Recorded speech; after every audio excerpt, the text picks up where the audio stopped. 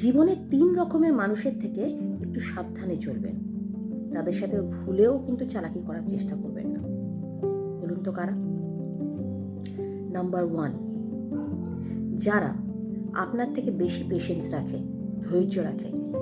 তারা কিন্তু চট করে আপনার সাথে রিঅ্যাক্ট করবে না, কিন্তু যখন রিঅ্যাক্ট করবে তখন কিন্তু আপনার পক্ষে সেটা নেওয়াটা খুব মুশকিল হয়ে যাবে। নাম্বার 2, যাদের কোনো কিছু হারাবার কোনো ভয়ই নেই। তারা কিন্তু সবসময় চলে যে নিজের অনুযায়ী চলে।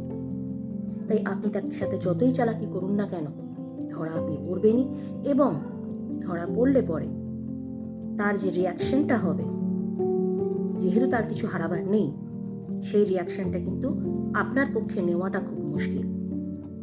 অ্যান্ড নাম্বার 3, সেই মানুষগুলো যারা চুপ করে সাইলেন্টলি আপনাকে বা প্রত্যেককে অবজার্ভ করে, রিঅ্যাক্ট করার আগে অবজার্ভ করে। আপনি হয়তো ভাবছেন তার সাথে স্মার্টলি চালাকি করে নানান কথা বলে আপনি তাকে মোল্ড করতে পারবেন। ব্যাপারটা কিন্তু তা নয়, কারণ সে সাইলেন্টলি আপনাকে অবজার্ভ করে, আপনার উইক পয়েন্টও সে জানে।